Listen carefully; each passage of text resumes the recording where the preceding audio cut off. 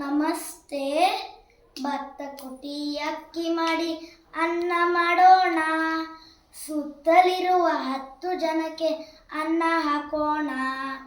ಜೋಳ ತಂದು ಹಿಟ್ಟು ಮಾಡಿ ರೊಟ್ಟಿ ತಟ್ಟೋಣ.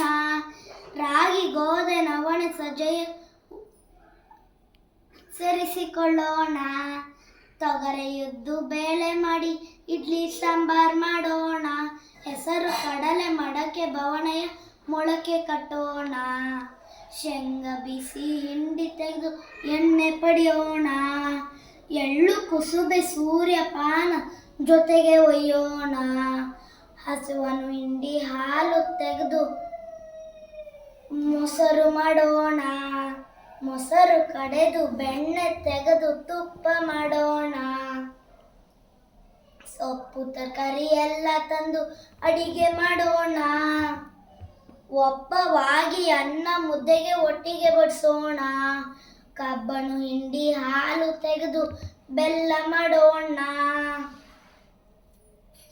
ಹಬ್ಬದ ಅಡಿಗೆ ಮಾಡಿ ನಾವು ಊಟ ಮಾಡೋಣ.